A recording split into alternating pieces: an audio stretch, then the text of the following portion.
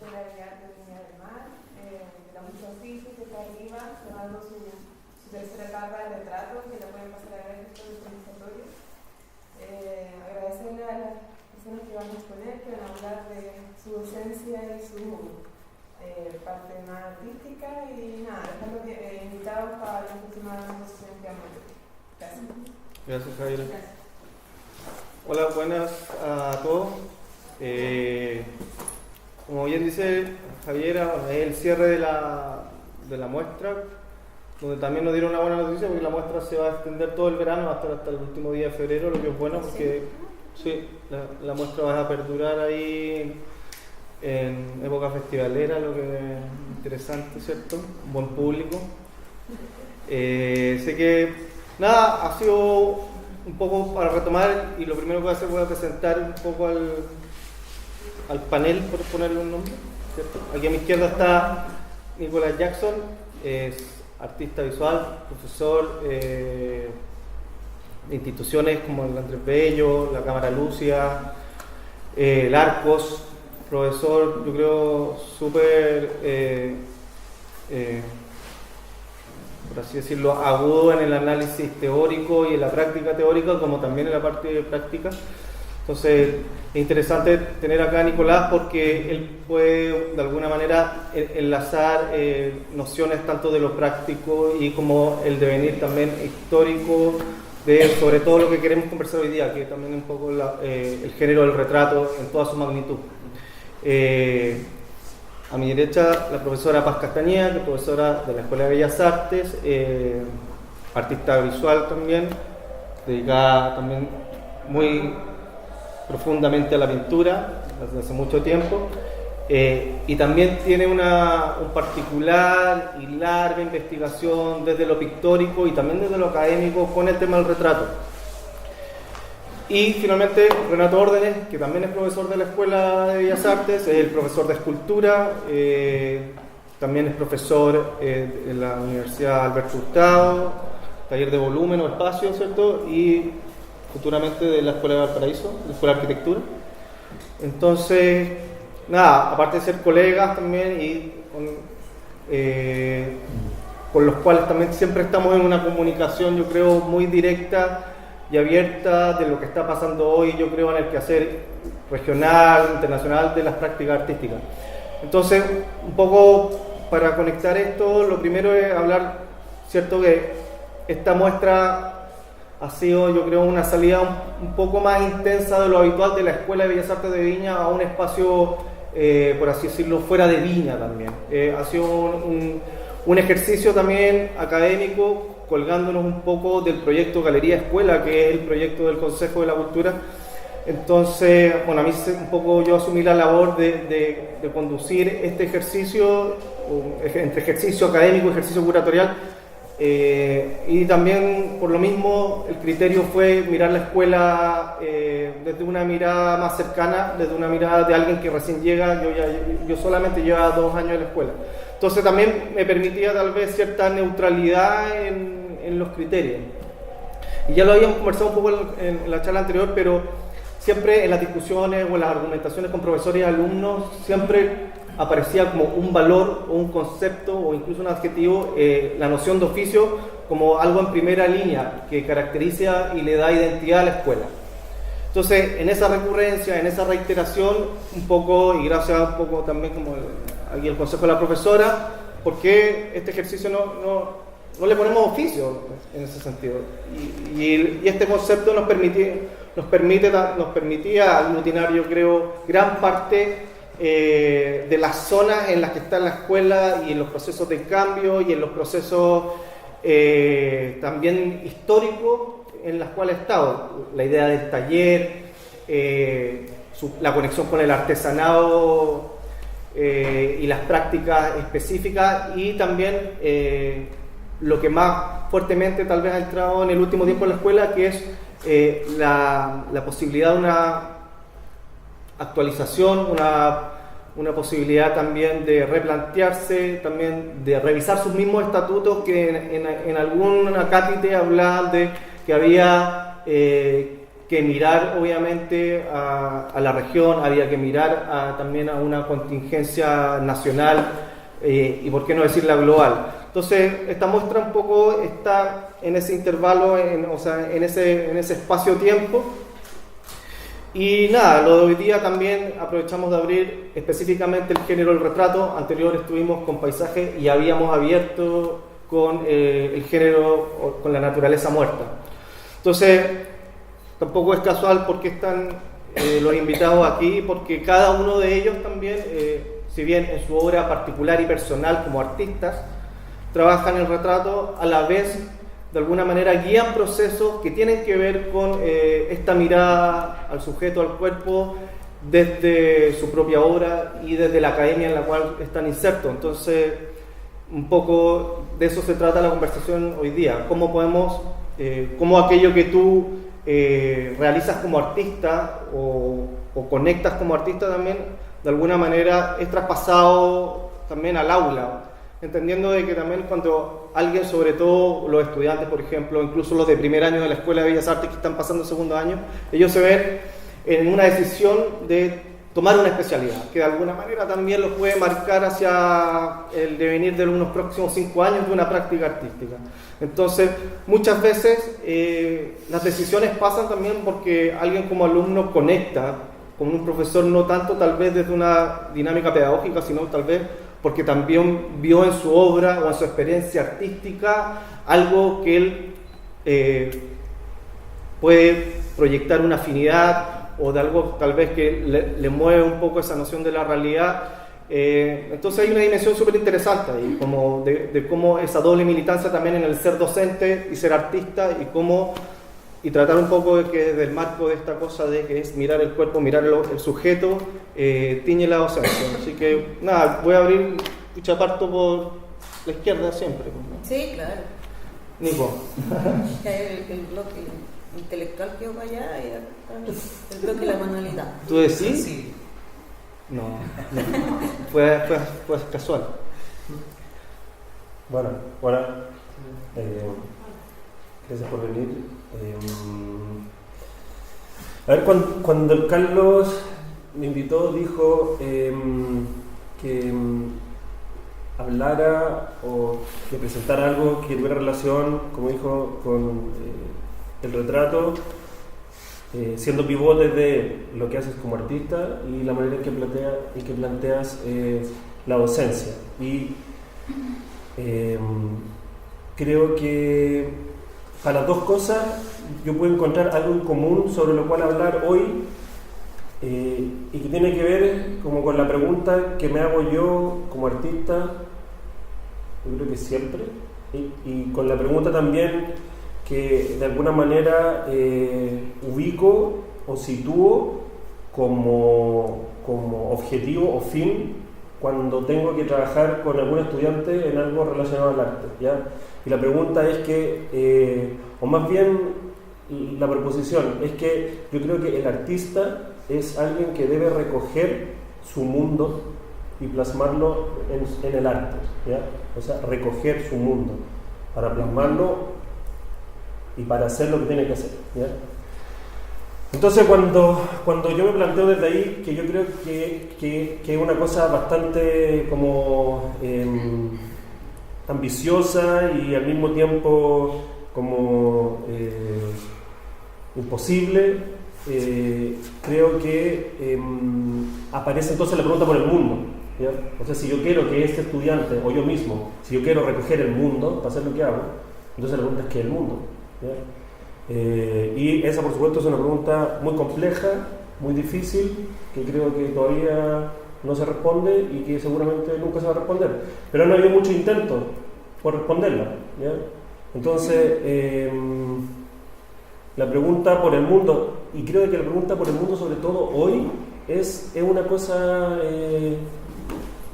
muy importante y muy interesante, yo creo, ¿ya? Porque hoy día creo de que basta parar un poquito de la rutina cotidiana para que comiences a darte cuenta que casi todo está en crisis, ¿ya? Y si todo está en crisis, entonces también el mundo está en crisis, ¿ya? Cuando hablo de mundo, yo estoy entendiendo el mundo como una cosa en la que yo como sujeto también estoy en el centro, ¿ya? O sea, yo el mundo no lo estoy entendiendo como una cosa así objetiva que está fuera de mí, fuera de ti, entre nosotros, sino el mundo como una construcción que yo creo, articulo, pienso y además produzco desde mi yo. O sea, yo tengo un mundo, tú tienes un mundo, ¿ya?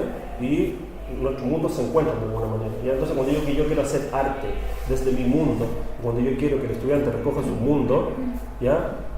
Y si ese mundo es una cosa mía nomás que yo estoy acá produciendo, prestando, entonces también es complejo, porque ¿qué sé yo cuál es el mundo del estudiante? ¿Sí? Apenas sé cuál es mi mundo, ¿ya? Entonces, mi interés de cómo complejizar todo esto es que intento hacer arte, ¿no? Y si como en el camino por definir lo que es el mundo ya encuentro una dificultad, una cosa en crisis, podríamos también llamarlo, según algunos, una cosa fragmentada. O sea, si mi mundo está en crisis, si mi mundo está fragmentado, si mi mundo está en ruina, ¿ya? Si mi mundo se está desmoronando todo el rato, cada segundo, porque creo que efectivamente esa cosa está pasando. O sea, al mismo tiempo que yo estoy leyendo un libro sobre, no sé, ideologías de izquierda, estoy vistiendo ropa que están pasando a llevar toda la ideología que estoy leyendo. Si me gusta la fotografía, estoy con un aparato que está hecho con materiales que tuvieron que pasar a llevar a muchas personas y muchos derechos en otras partes del mundo, y creo que con esa fotografía que estoy haciendo con esa cámara, además estoy persiguiendo la posibilidad de expresar libertades u otras ideologías de izquierda. Entonces todo el mundo es una pura contradicción, ¿ya? Así lo veo yo al menos, ¿ya? Entonces desde ahí, desde esa cosa quebrada, arruinada, en constante como desbaratamiento, ¿cómo hago un retrato? O sea, claramente el retrato que yo hago en un mundo arruinado no tiene nada que ver con el retrato que se hacía hace 400 años. ¿Por qué? Se supone que el retrato es una cosa que de alguna manera tiene que reflejar a una persona, ¿ya? Y si esa persona vive en un mundo así, y además si esa persona está desbaratada y dispersada en múltiples lugares, en múltiples cosas, porque además no he instalado todavía el tema de las redes sociales, el yo esparcido por todas partes. O sea, entonces, ¿cómo hago un retrato en este mundo? ¿Tiene que ver el retrato de hoy con pintar mi rostro? ¿Es eso un retrato hoy? Si mi ambición es reflejar el mundo, y si mi arte como retrato tiene que reflejar ese mundo, mi mundo, por ejemplo, y si me hago un autorretrato, ¿tiene que ser mi autorretrato una cosa de mi cara? ¿Sí? Como que... Eso yo creo. Hasta ahí... Sí, no. Bueno, podemos hacer... Me doy por aludida inmediatamente. Sí. No, lo que te iba a preguntar es, si tú dices que uno siempre en el fondo está trabajando con su mundo, entonces toda la obra siempre es un autorretrato, porque sería un reflejo de tu mundo. No, yo creo que no, yo creo que esa es mi ambición, o sea, mi ambición y mi obra tiene que ver con recoger mi mundo, pero yo te claro que hay otros artistas que no parten de ahí. Tú dices que, yo te pregunto, ¿sería un autorretrato permanente entonces? Y cuando tú le pides eso a tus alumnos, ¿también serían autorretratos indirectos los que estarían apareciendo en esas obras? Yo creo de que... sin cara, como tú dices... Yo creo de que si es que no trabaja el autorretrato, y el estudiante, por ejemplo, si un estudiante tiene una vocación más abstracta, o por ejemplo si un estudiante tiene una vocación etnográfica, por ejemplo abstracta para con el mundo de estos signos, o etnográfica para con el mundo de los otros, entonces yo le preguntaría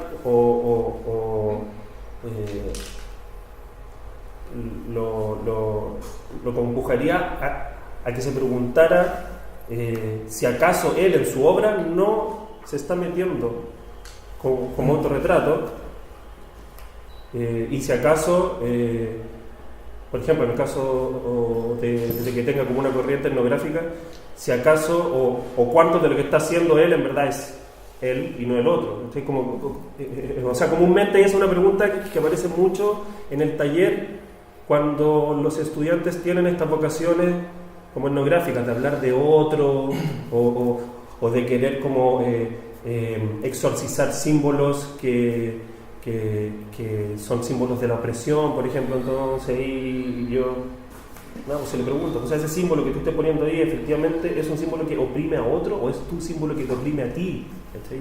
Y si ese símbolo que estoy poniendo acá es el símbolo que te oprime a ti, ¿por qué crees que estás hablando de un otro? O sea, más bien, ¿qué cosa tienes que hacer para que ese símbolo que estás poniendo ahí, que tú crees que oprime a otro, deje de ser el que te oprime a ti, para que efectivamente, ¿me entendí, no? O sea, se puede hacer algo.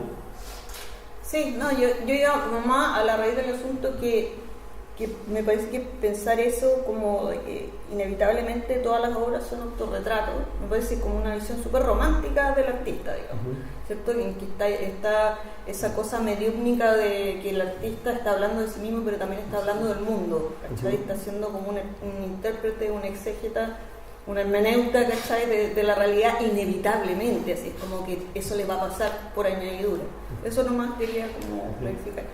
Yo tengo una manera, una postura, una visión, no sé, que es más formal en un primer sentido, aunque yo también creo que pasa un poco eso, digamos, que inevitablemente se cuela, hay cierto decanta en las obras, algo que es de uno y que a mí por lo menos lo que más me gusta es que cuando yo no lo controlo, y por eso me gusta el lenguaje realista, porque el lenguaje realista me parece que fue, no me acuerdo quién fue,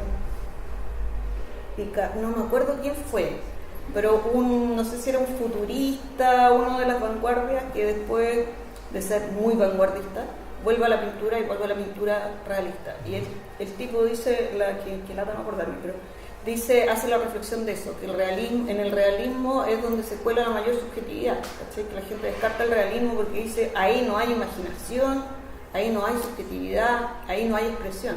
Y a lo que te obliga la pintura realista es a traer al presente, ¿cierto? Eso convirtiendo la pintura en una vocación de eso, evocación.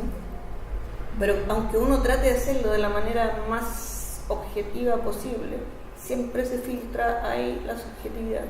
Y siendo profesora es muy bonito de ver eso, porque están todos pintando el mismo modelo, sometidos todos a la tortura, la tiranía, el placer de una traducción mimética de ese modelo.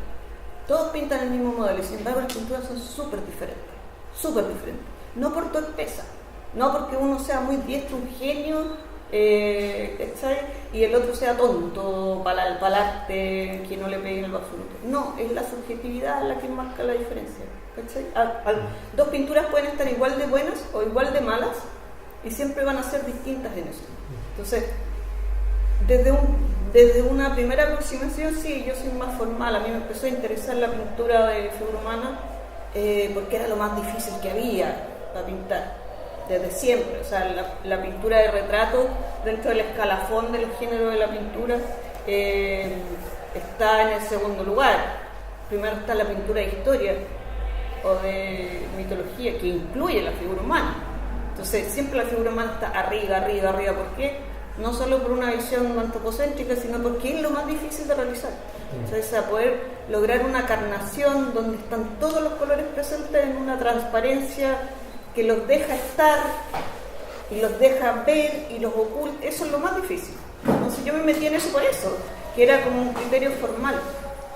Pero lo que a mí visto en retrospectiva, lo que a mí me llamó la atención es que en la época en que a mí me interesó hubo como un boom de la figura humana, que fue como mediados de los 90, principios del 2000. Hubo un boom en todos lados, empezaron a aparecer retratos, empezaron a aparecer mucha figura humana, mucho en foto, en pintura, en todo. Y me acuerdo cuando yo iba a hacer mi exposición, era como muy así ingenua porque era la primera exposición y como que me hice un ensayo general de una entrevista que me iban a hacer, como pensando que iba a responder si me preguntaban tal cosa. Y era como, bueno, ¿por qué está de moda en el fondo la figura humana? Y ahí como dándole vuelta, y ahí como que hice una interpretación pretenciosa, volada, no sé, que era que en el fondo la cuestión partió con la virtualidad de las comunicaciones, ¿cachai? Con internet.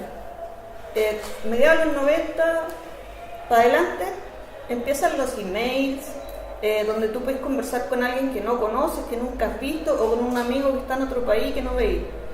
Todo eso se empezó a hacer súper común, la virtualidad, que en el fondo es la ausencia de la otra persona. Todo se hacía en ausencia. Y esa ausencia era la que a mí me sugería que empezaba a llenar el mundo del arte a través de la figura humana. Se empezaba a instalar ahí esa persona que no estaba a través de representaciones de personas, fotos, pintura, lo que fuera. Y eso encontré que como que la había chuntado en eso, ¿cachai? Como que era una interpretación posible. Y yo, claro, era mi mundo, era esa época. En ese sentido es lo que tú dices, o sea, a mí me interesaba la figura humana, pero yo estaba trabajando con mi mundo también, ¿cachai? Y en ese tiempo en que hacía tanta falta como la imagen del cuerpo, porque todo se realizaba en ausencia del otro, el cuerpo era súper importante. Ahí empezó a valorizarse a Lucian Freud con esa pintura de carne súper desgarrada. Apareció la Jenny Saville, que es como una discípula curativa de él. Era una urgencia de un cuerpo súper visible y súper crudo, que hacía aparecer al ser humano. Desde ahí partí yo, una intención súper formal, pero que después se fue como transformando en algo más social. Oye, Paz, a propósito, como para continuar la idea, en ese ejercicio como que así tú de la decisión como de entregar un poco a la representación del cuerpo y todo, ¿cómo hacer la transferencia al ejercicio académico, por ejemplo, en alguien? Porque, por ejemplo, a lo que voy, la muestra de arriba tiene un despliegue bien como abundante en la pintura, ¿cachai? Entonces, pero también está, por ejemplo, esa voluntad, por ejemplo, de una mirada sin gesto, ¿cachai? Como una mirada neutral, frontal, como ascética, como pulcra. Sí. También está tal vez la noción del fragmento, ¿cachai? Como aparece la posibilidad de entender el cuerpo desde el fragmento. Entonces, ¿cómo vais tal vez armando una didáctica? Porque, bueno, muchos usamos ese concepto, la didáctica para el dominio. Lo que pasa es que al principio a mí me interesaba la figura humana como por figura humana, digamos, por esa grave dificultad, ¿cierto? Y de ahí derivé al autorretrato, después al retrato, que son las posibilidades que da como la figura humana, o a pintura de escenas, digamos. Al trabajarlo en clase, lo que me pasó es que se me fue como afinando el ojo para definir qué es lo que era un retrato, viendo lo que hacían los alumnos y también pensando yo en posibles ejercicios. Y ahí me di cuenta que el retrato no era la figura humana necesariamente, sino que era, y es algo que yo confirmo en todos los géneros, digamos, y he tratado de hacerlo ver en ese muro en que están como los mapas conceptuales de todo. He tratado de ir a hacer, de dar a ver eso, que es como que los géneros están marcados por una manera de mirar. Entonces la naturaleza muerta corresponde a una manera de mirar, el paisaje corresponde a una manera de mirar, y el retrato, en este caso, autorretrato o retrato, corresponde también a una manera de mirar, a un tipo de encuadre determinado, a una distancia del modelo, a una cierta cercanía y al aislamiento de la figura respecto al fondo. Es como, yo llegué a través de la didáctica, como dices tú, de hacer clases, a esa conclusión, así como el concepto más sintético de lo que es un retrato, eso, la figura aislada del fondo y con un interés que va desde los bordes hacia adentro, como eso. Y en ese sentido puede ser una lechuga, puede ser el trípode, puede ser una silla, puede ser un perro, puede ser cualquier cosa, digamos, una caja de cigarros. Es mi mirada la que lo convierte en retrato, en la medida en que yo cierro, enfoco, aíslo el sujeto, digamos, sea cual sea, y lo analizo de los bordes hacia adentro. Entonces, eso fue por hacer clases, y ahora en realidad veo todo así. Y es lo que pasa cuando pasa con los alumnos, y también ha pasado eso, que de repente la confusión que hay con el paisaje, de qué es lo que es paisaje, llegan los alumnos con la imagen de una planta, ¿cachai? Y es como, no, pues si el hecho de que sea naturaleza no lo convierte en paisaje. La planta en ese encuadre es un retrato, ¿cachai? Entonces, como en esa... el retrato como forma. ¿Cómo? El retrato como una forma, como una manera de... Como una manera de mirar, porque es el recorte del mundo que tú haces y que te obliga a centrar la atención en algo. O sea, en la medida que yo cierro, ¿cachai? Mi atención también se cierra, mi interés se cierra, ¿cachai? Entonces, es una manera de mirar que determina el género. Profesor. Se han dicho hartas cosas. Primero, gracias por la asistencia y tomando un poco de cómo se han dicho cosas. Yo soy docente en la medida que soy artista. O sea, no me hubiese planteado preguntas de docencia si no me hubiese planteado preguntas desde el arte. Entonces, eso yo creo que es importante como de decir, sobre todo porque desde el ejercicio del arte uno puede plantearse preguntas que vienen como a desestructurar la docencia y le permiten apertura. La docencia como se entiende tradicionalmente. Y en ese sentido, como ambas cosas están un poco fusionadas en mí, trato de cómo permear las preguntas que me hago en arte y cómo yo trabajo mis obras o proyectos también en clase, pero a través como de temas y formas en cómo eso se empieza como a generar a nivel como de como una especie de programa de actividades que hace que exista un desarrollo temático, conceptual y formal en el alumno. Y en ese sentido, este semestre hubo un encargo que realizamos en el Museo Artequín en Valparaíso, o sea, en Viña del Mar, y es ahí en donde, junto con el tema que le tocaba al curso de especialidad este año, que era el cuerpo, era cómo llevar el cuerpo y cómo hablar del cuerpo en un espacio que se llama Jardín de las Esculturas, y cómo el alumno se hace cargo de esa pregunta. Que son preguntas de alguna forma que yo también me hago desde mi producción en arte. Entonces, para poder definir qué era esto y cómo preguntarse sobre el cuerpo, cómo preguntarse sobre el retrato, es que tuve que armar como un sistema de definiciones que me pudiera como abrir un campo de mirada o de investigación.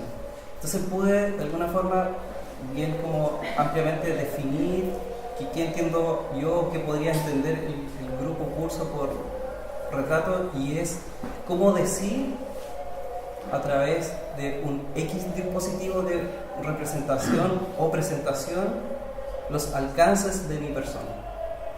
¿Cómo decir el alcance de mi persona? Porque entendemos que desde la escultura un retrato no solamente es el busto, no es la imagen, no es solamente la cara. Entonces habían preguntas y habían imágenes que se aparecían. Que el alcance de mi persona puede ser también la huella del cuerpo cuando uno se levanta en la mañana, como todos esos pliegues que quedan en la cama, o las huellas de la boca en la taza, o cosas que uno usa y utiliza en su casa. Entonces empezamos a apelar a cosas que tenían que ver con nuestra memoria, con nuestro habitar y con nuestra experiencia. Y ahí, en eso, más allá como de fijar la atención en puntos particulares, es como empezar como a abrir la posibilidad de que el alcance de mi persona también trascendía no solo como al habitar de la casa y las cosas, sino también a memorias, a familiares, a historias, a localidades, recuerdos, cosas así. Entonces, en ese sentido, el ejercicio empezó a provocar en los alumnos la posibilidad de que ellas pudieran, primero, deseducar ese prejuicio en torno al retrato fijo, duro, del busto, que es como que se entiende más comúnmente como desde la escultura, y empezar a que cada uno pudiera empezar a decir con cosas, con las cosas que tenía a la mano y con las cosas que podía transformar en este dispositivo que es las aristas de un cubo arriba de un plinto en el Museo Artístico. Eso por un lado. Ya pasaron como 4 alumnas ahí y obviamente los trabajos eran muy distintos.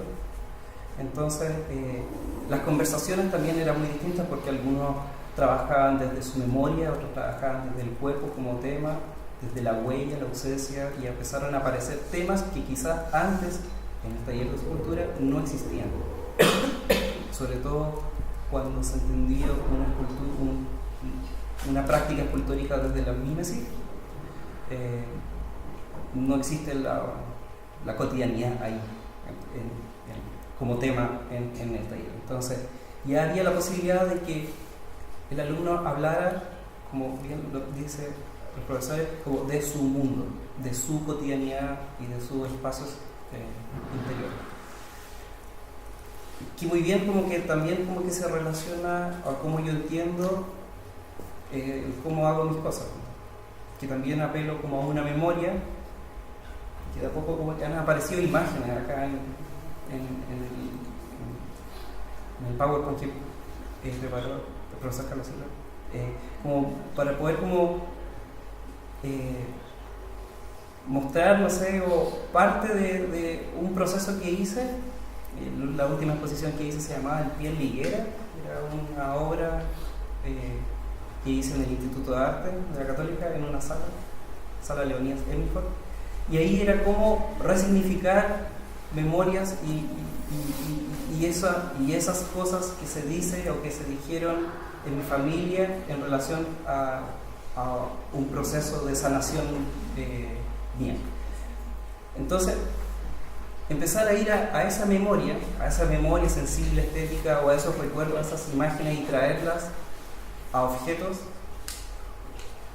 yo creo que es un ejercicio docente, sobre todo porque te permite traer a un objeto la posibilidad de eso que dice la profesora, que es algo que uno no controla y que empieza a aparecer. Y eso que empieza a aparecer, como es de cada uno, no tiene un juicio estético ni valórico, es solamente. No está ni bueno ni malo, porque no sigue esos cánones de bueno, malo, bonito, feo. Como que son cosas nomás que empiezan a aparecer. Y desde ahí planteamos el retrato en el curso.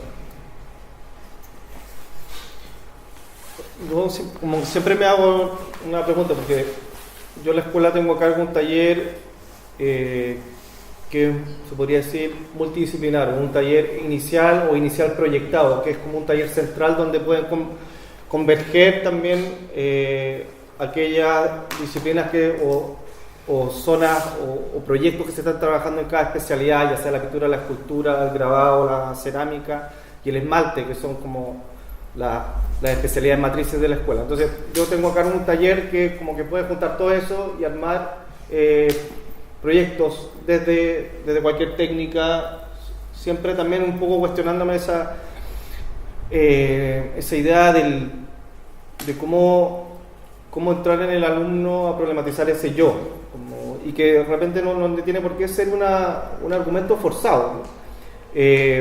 Porque típico del alumno que dice, pero profe, yo no quiero hablar de mí, ¿sí? ¿Por qué me pregunta por mí? Y yo le digo, oye, pero a ver, ¿dónde viví? ¿En qué trabaja tu papá?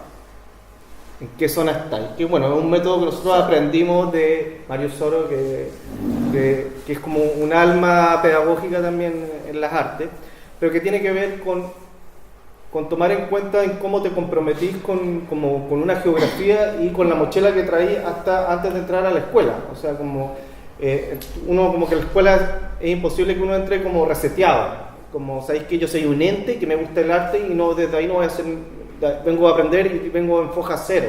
Eso como que no existe. Entonces, o pasa mucho también que hay estudiantes que traen experiencias académicas anteriores y que no, profe, ¿sabes que yo no quiero saber nada de eso? Porque tuve 3 años en enfermería y fue terrible, no quiero ver más sangre, no quiero ver más cuerpo, entonces no me guía retrato, no me puede.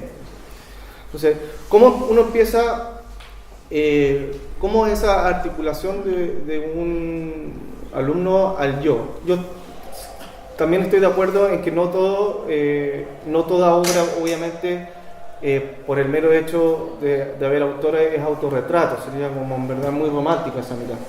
Pero sí creo que en algún momento de la academia, y yo creo que en fases iniciales es súper necesario que un estudiante asuma cosas como de una experiencia que no ha tomado. O sea, como los estudiantes muchas veces toman la micro y no se dan cuenta que de repente están 2 horas y media de un día completo arriba de una micro.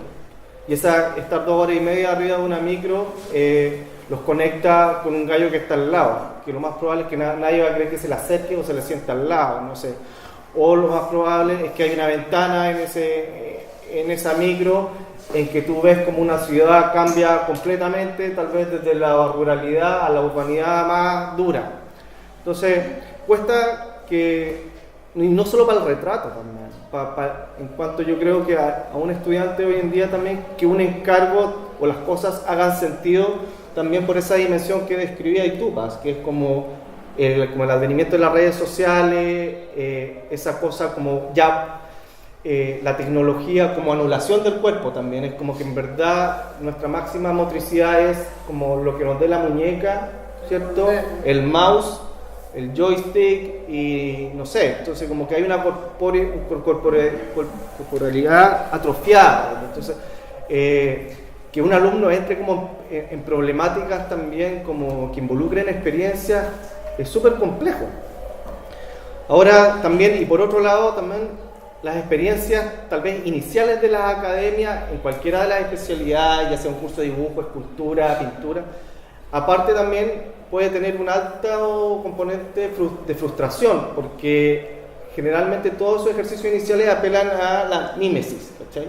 Entonces, cuando un ejercicio inicialmente apela a la mímesis y yo en mi escualidad de experiencia y en mi escualidad destreza no estoy alcanzando un factor de mímesis, o en verdad la cuestión no se parece nada, ahí también hay otro factor de desilusión tal vez, ¿cachai? Como chuta, estoy entrando a un sistema que también me exige la complejidad de interpretar, traducir la realidad casi como un espejo, que esa puede ser una posibilidad.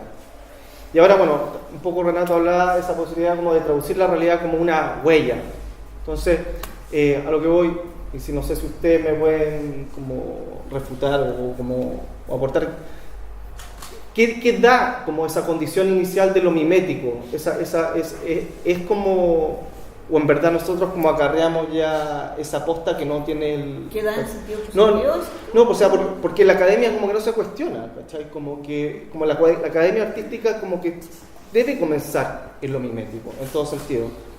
Por lo menos en pintura facilita las cosas en el sentido de que, al menos como yo trato de plantearlo, como yo lo viví como estudiante también, la pintura se plantea como un lenguaje. Y en el fondo la mímesis lo que permite es establecer un lenguaje común desde el principio. Porque si tú lo dejas en manos de la expresión, la creatividad, la experimentación, no sé qué, probablemente el alumno se va a sentir más como en un vuelo poético, más asimilable a lo que podría ser una experiencia artística desde afuera. Pero es muy difícil después evaluar eso, no solo para el profesor, sino... por lo menos a mí me interesa hacer un trabajo de taller donde todos podamos hablar de eso. Es muy difícil poder analizar una obra cuando está en una clave tan individual, de una traducción tan individual de un tema, de un problema, que se hace inaccesible por eso mismo, inevaluable, inanalizable, dentro de lo que significaría la pintura. Yo por eso, por ejemplo, creo que tu ramo es tan importante para apoyar un ramo como el mío, que tiene ese pie forzado, que es un pie forzado que a veces molesta, pero que la mayoría de las veces facilita el diálogo. Perdona, pero quería retomar una cosa que tú me preguntaste por la pose esta como... hierática. Sí. Claro, y que lo relaciono con lo que hablaba Renato, que él dice, el busto duro, ¿cierto?, frontal, es el que se relaciona con el retrato de la escultura. A diferencia de la pintura, en que el retrato está muy pasado por la pose, el retrato tradicional, digamos académico, está muy pasado por la pose.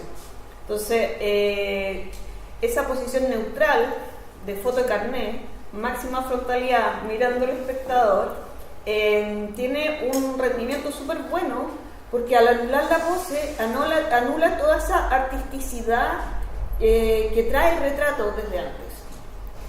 Por ejemplo, la pose 3/4, ¿cachai? Lo que más favorece, que es lo que le queda mejor al modelo, la iluminación. Esto le saca todo eso, le saca todos los añadidos estéticos muy propios del retrato hecho para dar estatus, para traducir una determinada jerarquía social. Esto no. En la foto carné somos todos iguales, todos, digamos, porque alcanza a salir tan poca vestimenta, digamos, que el estatus es muy difícil de evaluar en una foto carné. Y yo creo que Chuck Close, cuando empezó a usar esa pose, la gracia era justamente esa, o sea, como esa neutralidad de pose que aumentaba el dramatismo de la cara, ¿cachai? La cara se hacía mucho más dramática en la medida que la pose y los añadidos de vestimenta o de situación desaparecían. Y yo creo que en pintura, a mí por lo menos, me facilita las cosas en el sentido de que trabajar esa pose en un determinado formato permite incluso meterse a veces en la cara como si fuera un paisaje, como una topografía, olvidarse un poco de que me estoy pintando a mí misma y si estoy saliendo fea o no, porque uno está más o menos resignado a que nadie sale bien en la foto carné. Entonces, como que un poco el retrato pasado por eso tiene como esa resignación, porque lo peor que le podéis decir a alguien en pintura es tenéis que hacer un autorretrato. Ahí ya la escoba. No quiero, no, que yo me encuentro tan no sé cómo, que salgo tan mal en la foto. Vienen todos los traumas, todos los traumas. Y es muy difícil trabajar el autorretrato miméticamente. Y esto de ponerse en la foto carné, en la pose de foto carné, de alguna manera como que yo creo que aminora el trauma, porque todos salimos igual, todos nos enfrentamos a esa pose ridícula, dura, que es la antipose, pues nadie está posando, uno está ahí nomás. Que a propósito tiene mucho que ver con los retratos que a mí me gustan mucho, romanos, que son unos retratos de mucho realismo, en una época en que el realismo todavía no aparecía, retratos de la época del Imperio Romano, que son unos retratos súper austeros, que solo la cabeza, y son sumamente lindos por eso mismo, porque está la expresión, está la identidad lograda de una manera increíble, con muy pocos recursos y en muy poco espacio, con muy poca punta, digamos. La pregunta es como por la mímesis, yo hago como una especie de traducción, porque ¿qué es la mímesis finalmente? Es como la proximidad a un modelo, como yo hago aparecer un objeto que de alguna forma dialogue con eso, siguiendo las leyes del objeto. Entonces, eso como que lo traduzco muy como a un modo muy conductista de comprender como un fenómeno. Porque el conductismo lo que hace es que tú tienes una distancia con eso que se llama conocimiento, y esa distancia tiene leyes que si tú no sigues esas leyes no vas a llegar a comprender lo que está pasando. Entonces, como que el ejercicio mimético es un poco sinónimo al conductismo en la medida en que ambos siguen las mismas leyes de copiar o ir hacia eso que estás mirando. Entonces, si es que entiendes que se trata de una copia. Claro. Si no miráis como una traducción, empieza a ser un poco diferente. Claro, sí, pero igual el ejercicio mimético, si no es igual, no es mímesis. O sea, porque ahí pasa otra cosa. como que en el ejercicio de la traducción, si el objeto queda distinto, ahí uno empieza con un juicio de valor a decir, esto no quedó igual a esto, estas medidas y bla, bla, bla, y este objeto pasa a ser otra cosa. Entonces, cuando uno anula el conductismo, cuando uno anula la mímesis, pero ejerciendo ejercicios miméticos, dando la posibilidad de que lo que aparezca sea otra cosa y dándole valor a esa otra cosa, ahí ya como que el ejercicio docente o el ejercicio de escuela de la mímesis cambia. Como entender que también en la mímesis lo que no es mimético también es posible de que lo sea, porque el quien lo está haciendo obviamente es una persona. Entonces no van a salir dos cosas iguales, a no ser que uno lo copie así a modo técnico de sacarle el molde y ya. Incluso hasta en los moldes a veces como que hay diferencias. Entonces la pregunta es como por la mímesis, cómo yo la asumo, es que de alguna forma trato de anularla para poder como resignificarla, porque no me lleva hacia ningún lugar, y generar un ejercicio mimético para que el alumno copie algo, si es que no entiende que cuando se toma una Coca-Cola y se toma, no sé, un envase de Coca-Cola, otro envase, y como que todo el tiempo está consumiendo serialidad, todo el tiempo está consumiendo copias y réplicas. Entonces, quizás el ejercicio mimético puede servir más a preguntarse por ese ejercicio de reproducción fuera del arte que en el ejercicio del arte.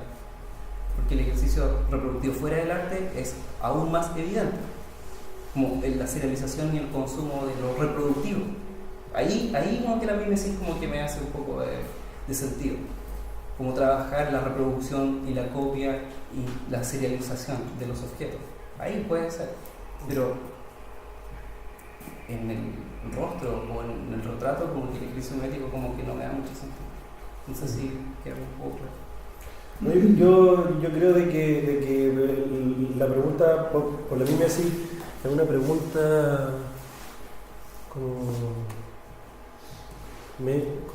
como que la veo medio a destiempo, porque a ver, yo creo de que hoy en día estamos viviendo en un mundo que está partido, o sea, nosotros estamos acá conversando, ¿cierto? Estamos en presencia, pero al mismo tiempo hay un mundo virtual en el que también dedicamos mucho rato. Algunos incluso dicen de que las personas están viviendo más en el mundo virtual que en el mundo de las presencias. Entonces creo de que la pregunta sobre la mímesis en un mundo de hoy está a destiempo en relación a una realidad en que justamente lo impalpable y lo no presente, incluso lo no visible, es aquello que tiene más peso en las existencias. Entonces la mímesis de lo impalpable y la mímesis de lo no presente y la mímesis de lo que no tiene imagen se cae, porque la mímesis tiene que ver con la presencia. Creo incluso de que ese camino o la crisis de la mímesis es una crisis moderna. O sea, la crisis de la mímesis comienza con la fotografía, por allá por el 1830, cuando todavía se peleaba con espada, ¿ya? Ahí entra en crisis, ahí comienza a aparecer el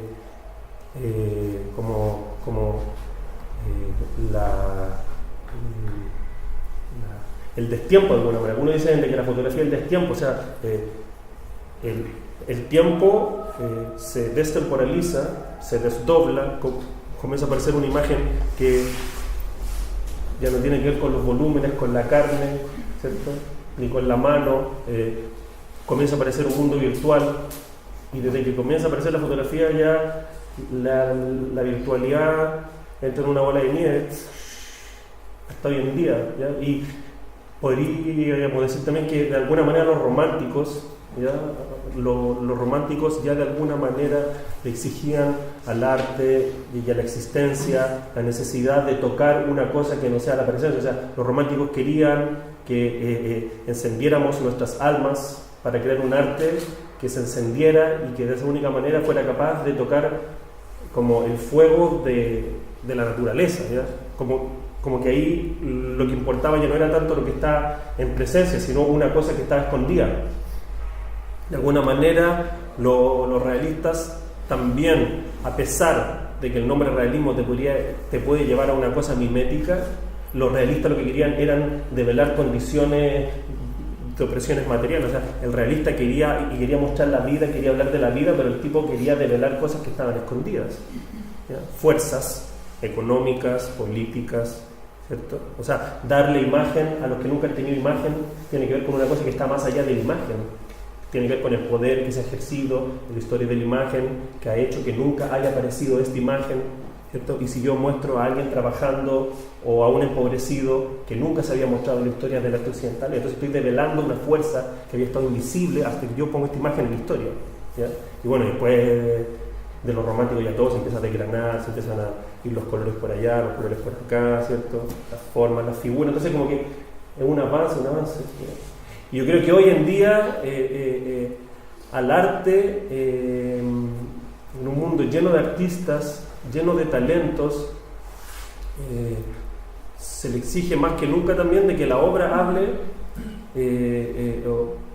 o se instale o aluda o apunte a una realidad que está más allá de la obra, ¿sí? Que creo que es el reflejo del mundo en el que estamos viviendo, ¿ya? O sea, nosotros estamos acá en una presencia, pero hay otro mundo que está más allá de nosotros, rodeándonos en nuestros celulares. Entonces, como que creo que tanto el mundo como la obra está apuntando a una cosa más allá de la obra. Entonces ahí como que la mímesis Pero en ese sentido, no la entiendo. a nivel de la escuela, cuando se plantea una pregunta así, es posible que, como dice Nico, que a través de las obras se empiece a revelar esto que no se ve, sobre todo porque la condición de las escuelas de arte, de alguna forma, son constructoras de imágenes, ¿cierto? Lo que hay arriba es como un manifiesto de la construcción de una imagen que se está haciendo hoy y que determina un tiempo en la escuela. Asumir esas preguntas significa de que de alguna forma como escuela asumimos la temporalidad. O sea, lo pregunto como ¿es el rol de una escuela de arte asumir la temporalidad para poder como ejercer la posibilidad de mostrar imágenes y evidenciar eso? O sea, porque que tiene que ver con es lo muy primero, distinto a cómo se entiende un bellas artes. pero que tiene que ver como con esa primera pregunta con la que yo partí. O sea, yo sé de que el arte no es lo que yo defina, ¿cierto? Pero si yo defino para mí, artista, que el arte tiene que recoger el mundo en el que vivo, entonces me tengo que preguntar cuál es el mundo, ¿sí? O sea, para mí el arte, mi arte, tiene que recoger el mundo que yo vivo. Y para mí el mundo es como lo que yo he intentado de hablar acá, pues. En ese sentido, y si el arte es algo que tiene que recoger el mundo del artista, claro que pone en conflicto muchas cosas. Oye, sobre la mímesis, lo que yo quería decir, como yo trabajo con la mímesis, Sí, por eso. me parece que hay un par de diferencias que yo trato siempre de machacar en las clases, hasta el cansancio, que nosotros trabajamos con fotos, con modelos fotográficos,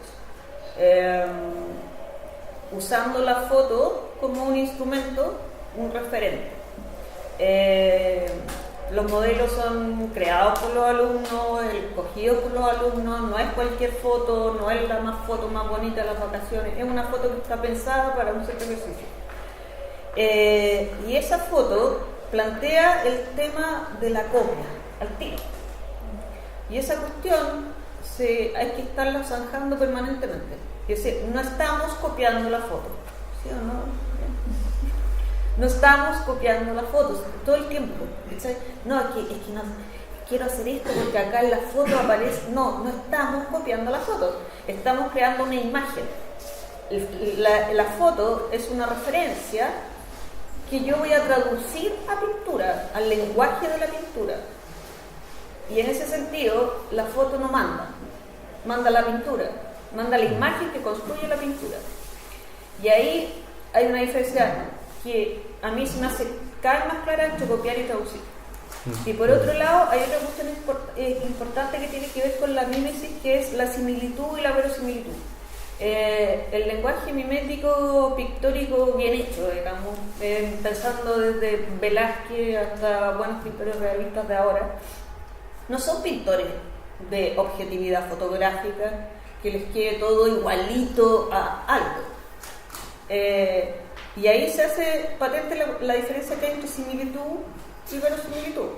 Para mí, en una pintura realista, una pintura mimética, que es la que yo trato de enseñar en clases como una manera consensuada de hablar de pintura, es una pintura verosímil, una imagen verosímil.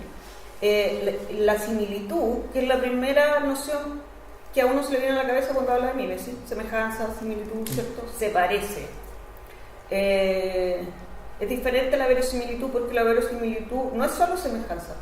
La verosimilitud trae, la palabra misma lleva consigo la experiencia y el acto de fe. Es decir, esto se parece y me lo creo. Es verdad, verosímil. Entonces, esa verosimilitud es la que a mí me interesa, que es traer, bueno, tiene que ver con lo que puse arriba acerca de lo que significa el retrato, evocar, traer eso que ya no está, traerlo acá. Y eso incluye la experiencia de haber asistido a eso, a esa escena, a ese paisaje, a esa naturaleza muerta sobre la mesa, a esa persona. Y esa cuestión es súper importante y me aleja de la mímesis liviana de decir, oye, copiemos esto que te puse de modelo, copiemos esta foto que traje a la casa. Como muy diferente. Pero eso se pone romántico. Eso se pone romántico. Se pone romántico todo el rato. Sí, se pone romántico. Y si se pone romántico, entonces ya estáis desdoblando la imagen. Como que si se pone romántico, ya tanto importa la imagen como lo que no está. Importa mucho lo que no está. Claro. Importa mucho lo que no está. O sea, una Y ahí buena se empieza a pintura recoger el mundo, realista, una buena pintura realista igual te habla de lo que no está, pues, de Claro. eso que no está y que Claro. la pintura está suplantando. Pero por ejemplo ya, cuando tú planteáis, o sea, uno es súper, yo sé lo difícil que es para un estudiante comprender la complejidad mira eso, pero no lo estamos copiando, lo estamos traduciendo. Eso ya es un abismo como para pegarse en la pared. Pero, profe, estoy viendo eso y usted me dice, y le quiero hacer la línea, el quiebre, pero no, porque hay que traducir. ¿Cachai? Como que es ultra complejo, ¿cachai? Pero hay una primera traducción, ¿por qué? Pero también, por ejemplo, porque conozco como el modelo que aplicáis, ¿cachai? Pero como que el taller sea un sine qua non para partir desde el modelo fotográfico, ¿cachai? Porque alguien podría decir, ¿sabéis que en la Escuela de Bellas Artes de Valparaíso están partiendo con modelo vivo? No hay fotografía, ¿cachai? La fotografía es la primera reducción, ¿cachai? Porque primero te aplana, ¿cachai? Entonces, ¿qué tanto es como, porque tú hablas siempre como de un sistema que simplifique la traducción, ¿cachai? Como que el modelo mimético ya es un modelo de transferencia que simplifica, ¿cachai? Entonces, Es que a mí lo que más me importa es la producción de la imagen, ¿cachai? Yeah. Por eso no necesita ser igual. No, pero no Por eso no necesito a veces el modelo vivo. El modelo vivo es mucho más difícil que la foto, obviamente. Tiene la profundidad, tiene mucha más información. La foto está sintetizada por la cámara y me aplana la cuestión y me la pone en 2 dimensiones. ¿sabes por qué ¿cachai? te lo digo? Pero, Por ejemplo, por un modelo, por ejemplo, si uno se traslada a una academia ya paralela, a la Escuela de Arquitectura, ¿cachai? El modelo de observación por excelencia es el croquis, ¿cachai? Y todos los cabros hacen fotos que después transfieren a croquis, ¿cachai? Entonces hay una reducción de la realidad, ¿cachai? al marco fotográfico, y después en la trampilla, para que el profesor crea, ¿cachai? Hay un traspaso de croquis, siendo que el profesor siempre le dijo, usted tiene que enfrentarse al espacio, a la dimensión, a la escala, desde el croquis, ¿cachai? Entonces, como que... eso es trampa. ¿cachai? Pero finalmente llegáis a un punto en que el alumno como que genera ese como suple de engaño, que finalmente el profe también queda en una encrucijada porque no logra develar de que eso es una mentira, ¿cachai? Entonces, a lo que voy, la realidad empieza como a reducirse en capas, ¿cachai? Desde la primera fotografía y después desde la fotografía a las líneas que yo hago, y lo mismo pasa desde el modelo a la foto y después al ejercicio de la traducción pictórica. Entonces, la transferencia de no, porque ahí sí lo que hay es una experiencia anulada, de estar en el espacio-tiempo con un modelo, ¿cachai?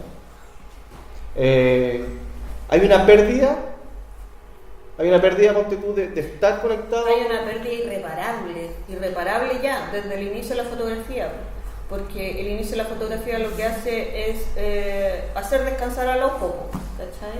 Al ojo que mira, al ojo que está obligado a registrar todo y recordar, ¿cachai? Al pintor que iba y miraba el paisaje y hacía su mono y ponía millones de indicaciones porque sabía que después iba a tener que hacerlo en su taller. Y una vez que parte la foto es la realidad. La realidad está ahí y yo la tengo que traducir desde ahí, ¿cachai? Entonces, hay una pérdida irreparable, sí, porque ya no tenemos esa capacidad de observación y de retención, los que trabajamos desde el lenguaje de la pintura, desde el modelo mimético. Entonces, sí hay una pérdida. Pero yo creo que eso también ha obligado a que la pintura se trate de otras cosas más allá de la semejanza, ¿cachai? Y esto queda cruzado también como con la práctica de aprender el oficio como desde ese artesanado, ¿cachai? Como, que si lo hace de foto, no vale. ¿Y qué pasa, por ejemplo, si alguien está haciendo un autorretrato, un retrato, y está proyectando una imagen? Como que, importa, no, sí te lo digo, ¿cachai? Pero en cierta liga como que eso tendría menos mérito, ¿cachai? Como lo que eso que importa es la imagen, la producción de la imagen, que la imagen quede bien, quede potente, quede magnífica, ¿cachai?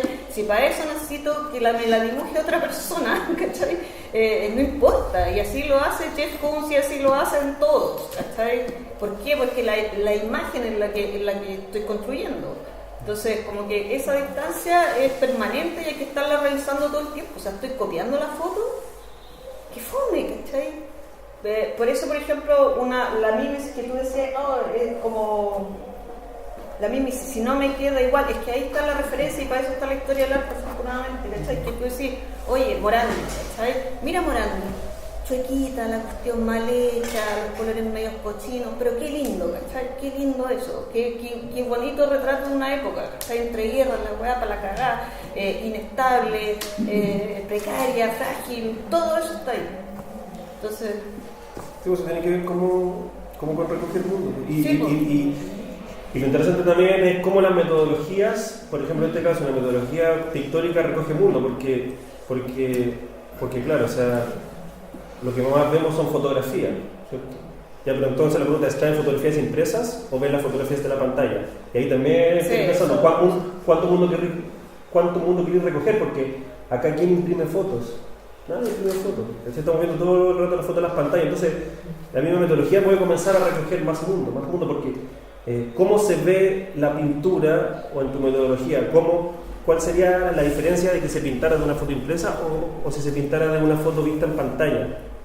¿La pintura sería capaz de recoger esa diferencia? Porque la diferencia es grande. Es enorme. Primero, los colores son súper diferentes, sí. Hay una nitidez, una saturación que el papel no recoge. Claro. Pero además, yo prefiero que sea en papel, incluso por mí misma, siempre prefiero tener una copia en papel, aunque esté trabajando con el computador, porque el computador te abstrae del total, ¿cachai? Te abstrae del total, no estáis mirando el total, estáis mirando el primer plano donde se ve todo, ¿cachai? Y ahí está uno pegado revisando el detalle y como la cuestión te permite mover la pantalla, entonces estáis todo el rato en eso. Y perdí el bosque, pues estáis todo el rato mirando los árboles nomás, ¿cachai? No miráis el total, no miráis como el impacto de esa imagen. Es como no echarse para atrás cuando estáis pintando y estar todo el tiempo acá. Es súper diferente pintar de una foto impresa o pintar con la pantalla. La virtualidad de la pantalla, esa imagen que no existe materialmente, le da una artificialidad, como que la pasa limpio, es más bonita que la realidad, es más real que lo real, ¿cachai? Y hasta cierto punto es una trampa, porque te aleja de la realidad. Pero ¿y la impresión? La impresión es más cochina, la impresión es más apagada, la impresión es más... Y por último la tenía ahí y la podéis dejar en el piso y la pisáis como pasaba con Bacon, que tenía todas las fotos en el piso y le chorreaba copetes y las pisaba y todo eso, y las fotos eran más reales que la realidad, entre más carreteada estaba. Más real que un llamado por teléfono. De mi mamá. Oye, en vista del tiempo, transferimos como la idea a ustedes, si quieren hacer alguna pregunta, o nosotros podríamos estar harto rato como divagando. Y entonces también, obviamente, tenemos un tiempo agotado. No sé, Cristian, ¿tú querías preguntar algo? Imaginás está un proceso técnico, ¿cierto? Y el estilo de la historia, que puedo pensar un poco en los primeros poetas que escribieron los primeros retratos de sus amantes, ¿cierto? Que era una descripción que escribían los poetas y abstraían la imagen del amante y no tenían ninguna fotografía, solo tenían la imagen de la mujer a la que amaba. Luego está el romanticismo, ¿cierto? Pero romántico, la pintura, el retrato. Luego tenemos el realismo francés, ¿cierto? Que se acerca a otro tipo de imagen, a otro tipo de retrato más maduro, más cercano. Y después yo podría pensar en una imagen de Wagner, ¿cierto? De José Wagner, que es totalmente informal, ¿cierto? Que trabaja el objeto y pone la realidad en la obra, ¿cierto? Y es el retrato, ¿cierto? El pantalón, la polera, la pala, el descubrimiento, eso es. Y todo eso está cargado de un contenido, que sea romántico, ¿cierto? Amoroso, social y político. Cada uno de esos, aparte de la imagen en sí, de la obra de la serie. Entonces, el tema es saber cómo, cómo Paz, ¿cierto? Como Renato y cómo Jackson enfrentan eso. Desde dónde trabajan su imagen, ¿cierto? Su mundo, desde lo social, lo político, lo amoroso, lo romántico, ¿cierto? ¿De dónde? Lo económico, capitalismo, neoliberalismo, ¿de dónde? Que, bueno, sí, porque es como la parte cuando ya dejáis el ejercicio mimético y en verdad tal vez como desde el tercer a los últimos años, segundo año ya empiezan como a tener una autonomía autoral. Entonces, yo creo que para ahí va Yo, por ejemplo, y es lo mismo que también le digo a los cabros, es la pregunta es ¿qué te afecta? ¿Ya? Yo parto como desde las afecciones, o sea, y cuando la pregunta es ¿qué te afecta? También, porque es una pregunta gigante, pero les digo, ¿qué te afecta en el cotidiano? ¿Qué te afecta en tu casa, cuando está tu mamá en la casa? ¿O qué te afecta en la calle, cuando estés caminando por la calle? ¿O qué te afecta en tu escritorio cuando estés revisando tus correos? ¿O qué te afecta cuando estés yendo al supermercado? ¿O qué te afecta cuando estés yendo al banco? ¿O qué te afecta cuando tienes que ir a pagar una deuda porque tenés crédito? Y en ese sentido, yo por lo menos parto de las afecciones más mundanas, más nimias, y desde ahí intento comenzar a encontrar cómo esas afecciones que son mundanas y que son mías pueden tener ciertas cosas que conecten con otras personas. O sea, cómo esta rabia, voy a pagar una cuenta y tengo rabia, me da rabia ir a pagar esta cuenta, pero más allá de la rabia y en todo el camino a ir a pagar la cuenta, cuando estoy pagando la cuenta, hay algo que quizás otro también lo está viviendo. Entonces como que parto de una rabia por lo general y ahí ubico algo que dentro de la rabia y de la nube de la rabia, porque cuando tienes rabia como que está nublado y no alcanzáis a ver, pero como desde esa rabia intento alcanzar algo que quizás otro pueda vivir y esa cosa la trabajo. Eso.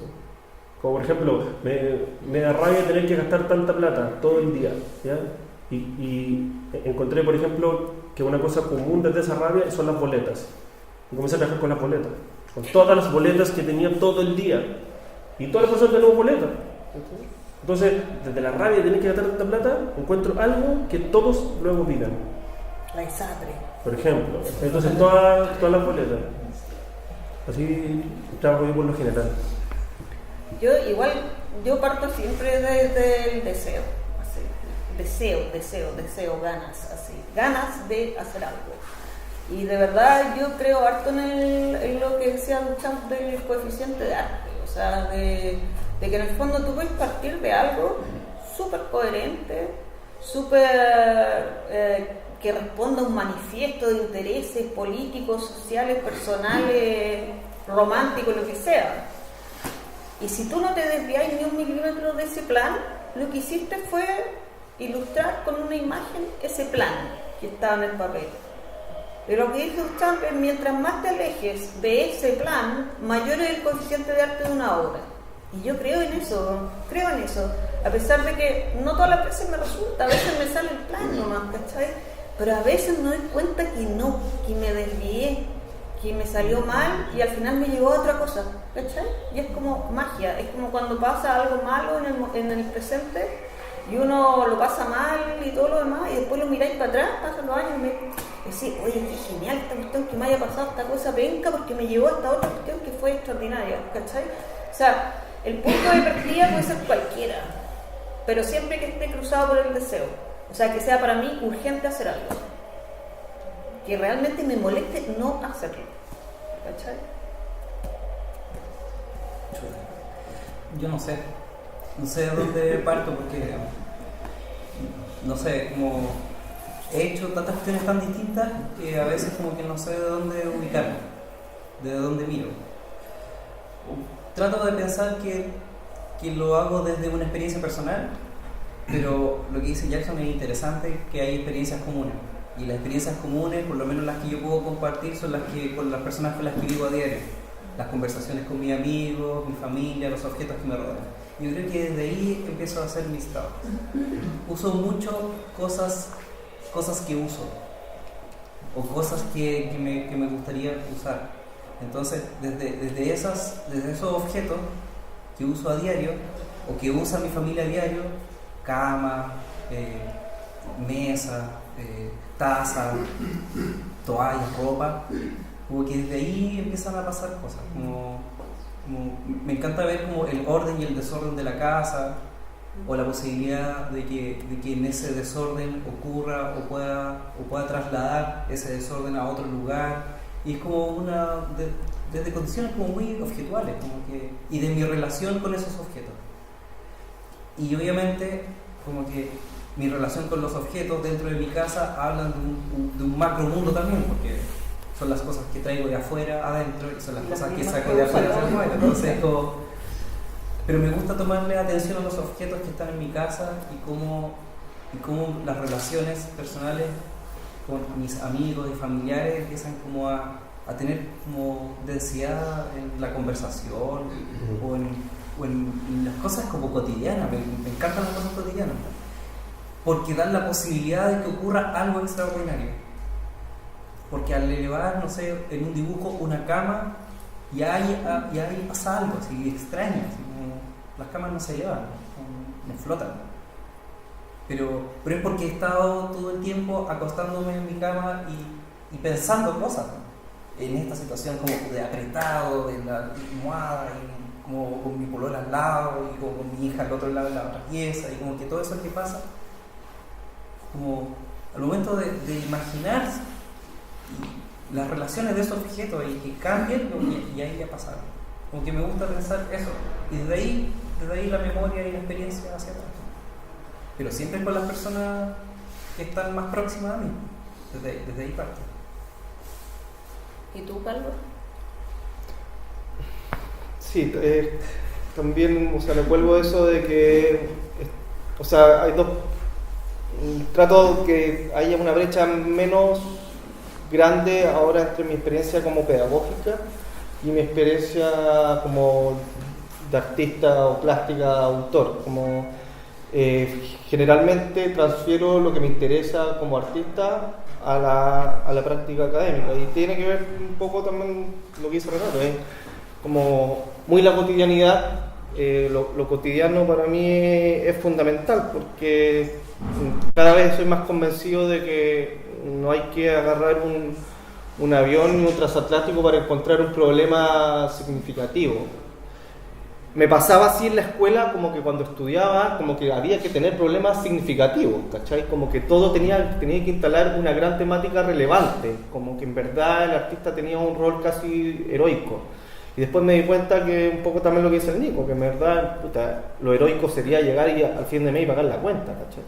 Entonces, cada vez me conecto con cosas más pedestres, y también creo que cada vez me conecto con cosas más absurdas. Creo que el absurdo, creo que aquello que también tiene la pretensión de no ser arte, me interesa cada vez más, pero meterlo al arte, como también como ese juego, como eso lúdico, de algo que no califica, usarlo e incluirlo como arte. Creo que también hay que como molestar al arte, porque el arte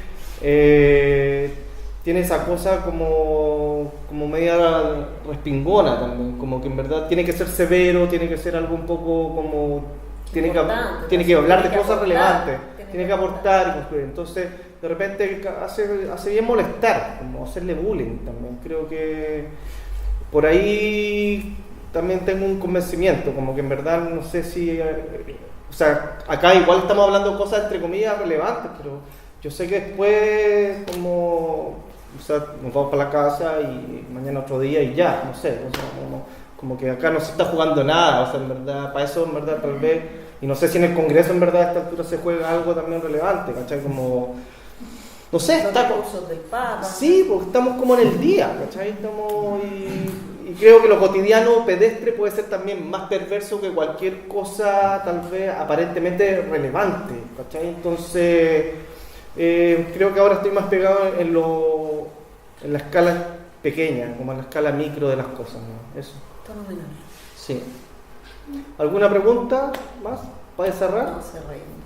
Chuta, el Sami para el final. No. Quiero saber qué dinámica va a ser así. Escuchar más o menos lo que se podría llamar la metodología de cada uno como artista y como académico. Aún cuando el concepto de metodología es problemático en el arte, entonces esta investigación que tú trabajas con otras personas, porque también hay personas que postulan que no es metodología el trabajo del artista, como investigación por lo menos, sino más heurístico. Pero es un problema gigantesco que no voy a meter ahora. Y lo otro también que tiene que ver con que, aunque no estoy de acuerdo en varias cosas con lo que han planteado, sí respeto la metodología, usemos la palabra metodología de lo que están haciendo. Y le quiero hacer una pregunta a ti como curador creador de esta muestra de retratos, porque no he escuchado de ti cuál es qué parámetros, qué condiciones o qué cosas de las que quieras, conceptuales, reales, etcétera, consideraste para trabajar este concepto de retrato. Ya, bien. ¿Te perdiste la charla anterior? No, pero no entiendo. Es una buena pregunta porque el ejercicio parte desde la problemática del lugar. Esto no es Galería Centex, no es Galería Mona Lisa, no es Galería Valparaíso, es Galería Escuela, ¿cachai? Entonces el espacio demarcaba una condición. Creo que es súper pretencioso y tengo mi opinión que disfrazar o travestir como al alumnado por el mero hecho de estar en un espacio netamente artístico institucional como de artista, en una transferencia directa, ¿okay? Y si la escuela plantea en verdad que está dispuesta a asumir de alguna manera esa como porosidad académica o esa fragmentación o eso inconcluso de lo académico en cualquiera de sus partes, preferí tomarla como eso, un ejercicio académico. Entonces y tampoco fue mío propio, también siempre fue muy comunicado también con los colegas que están acá.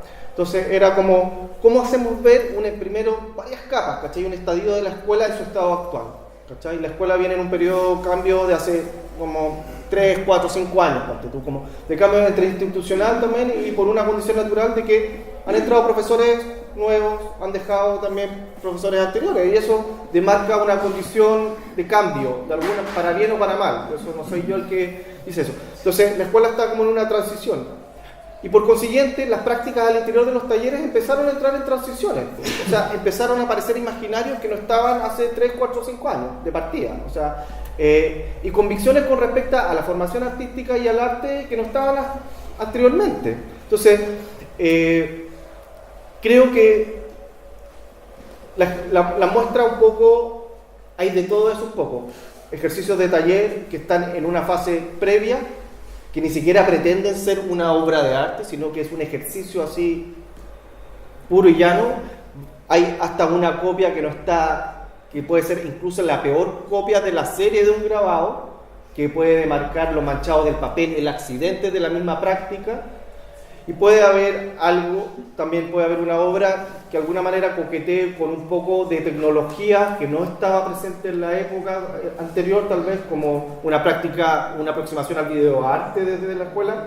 Entonces, creo que la mixtura es como fue el primer piso de la muestra, y fases. Pero lo interesante es que cuando tú pones fases, no en la línea de tiempo, sino desperdigada, se anula un poco ese criterio, ¿cachai? Porque el arte, y ahí está un poco lo que hablo también de mi cosa personal, como de la burla con el arte también, ¿cachai? En el sentido de que, ¿cómo distingo algo que está acabado de no inacabado, si está en un espacio de arte? ¿Cómo sé que este es un ejercicio solamente, o este en verdad es un trabajo, es el 7 del curso, ¿cachai? Entonces creo que hay las 3 fases, porque tú ahora, Sami, viste solo la retrato, pasamos anteriormente por paisaje y objeto, ¿cachai? Todo ha tenido esta diseminación, como de las posibilidades en torno a esos conceptos, y las fases, y lo inconcluso posible, o mayores grados de definición en torno a eso mismo, ¿cachai? Una revisión de la escuela, entonces. Sí. No sé si contesto. Sí. ¿Alguien más? ¿No? Bueno, cerramos porque también hay que cerrar la casa, pero la muestra igual está arriba, va a estar hasta el 28 de febrero. Y gracias a todos por venir, aguantar, y nada, pues, felices vacaciones a todos y a los alumnos. Gracias. Un abrazo.